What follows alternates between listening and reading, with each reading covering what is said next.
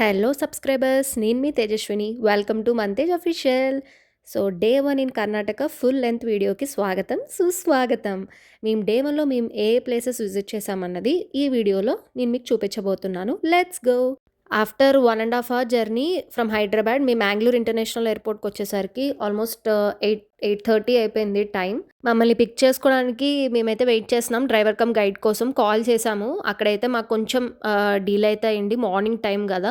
మేమైతే దారిలోనే టిఫిన్ చేసేసి వెంటనే కూర్గ్ అయితే స్టార్ట్ అయిపోయామండి. 4.5 అవర్స్ తర్వాత మేము ఫైనల్గా కూర్గ్ రీచ్ అయినప్పుడు మేము విజిట్ చేసిన ఫస్ట్ ప్లేస్ వచ్చేసి జనరల్ తిమ్మయ్య మ్యూజియం అనమాట.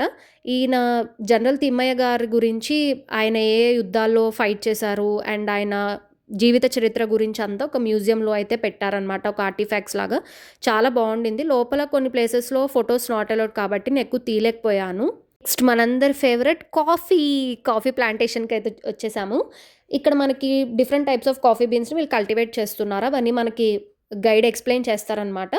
ఇది బిలో 10 years వాళ్ళకి ఎంట్రీ టికెట్ వచ్చేసి 100 రూపీస్, అబౌట్ 10 years వాళ్ళకి 200 రూపీస్. మనకి ఇక్కడ గైడ్స్ మాత్రం చాలా బాగా ఎక్స్ప్లెయిన్ చేస్తారండి. అంటే ఫ్రమ్ స్క్రాచ్ మేము వాళ్ళు ఎలా కల్టివేట్ చేస్తారు, ఏ క్లైమేట్లో బాగా పెరిగిద్ది, ఎలాగా కాఫీ బీన్స్ నుంచి కాఫీ ఎక్స్ట్రాక్ట్ చేస్తాం, ఇలా ప్రాసెస్ అంతా చెప్తూనే ఉన్నారు. బట్ నా మైండ్లో ఇవన్నీ చెప్పారు బాగుంది, కానీ ఒక కప్పు కాఫీ కూడా ఇస్తే బాగుంటుంది అని అయితే నా మైండ్లో ఉండింది. బట్ ఏ మాట కమాట మా హస్బెండ్ మాత్రం చాలా బాగా శ్రద్ధగా పాయింట్ టు పాయింట్ విన్నారండి.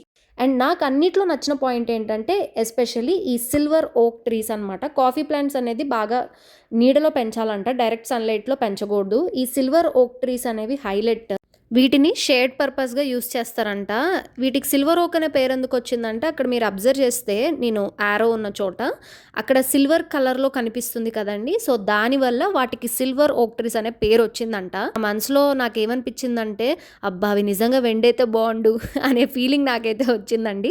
మా పొట్ట ఆకలి అని అయితే అలారం మోగించింది. సో లంచ్ బ్రేక్ తీసుకోక తప్పదు కదండి. నెక్స్ట్ మేమైతే ఒక రెస్టారెంట్లో లంచ్ చేసేసాము. మేము మోస్ట్లీ ఫిషే తిన్నామండి. ఎందుకంటే జర్నీ చేసేటప్పుడు హెవీగా కాకుండా లైట్ ఫుడ్గా, ఒక నాన్ వెజ్ లవర్స్గా మాకైతే ఫిష్ బెటర్ అనిపించి మేమైతే ఫిష్ కొంచెం ఏదైనా స్టార్టర్లా తినేసి నెక్స్ట్ వ్యూ పాయింట్కి అయితే బయలుదేరిపోయామండి. నెక్స్ట్ వ్యూ పాయింట్ వచ్చేసి the Raja seat sunset view point.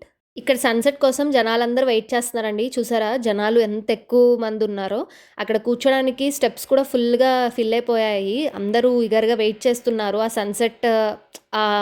ఎంతైనా ప్రకృతి అందాలు చూడటం కోసం మనం ఎంతసేపు వెయిట్ చేసినా అది చూసాక మనకు వర్త్ ఇట్ అనిపిస్తుంది.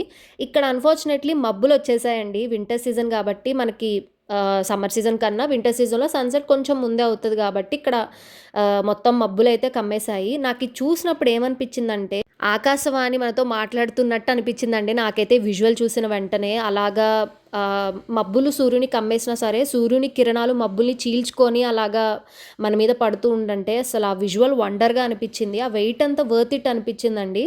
ఇక్కడ అన్ఫార్చునేట్లీ మబ్బులు రావడం వల్ల కొంచెం సన్సెట్ అనేది మేము ప్రాపర్గా క్యాప్చర్ చేయలేకపోయాము. సో ఏమనుకోకండి. ఇదైతే డే 1లో మేము విజిట్ చేసిన ప్లేసెస్ అన్నీ. Hope you liked it subscribers. Please don't forget to like, share and subscribe to our channel. For more interesting videos, please don't forget to subscribe to our channel Mantaj Official. Thank you for watching. Bye bye.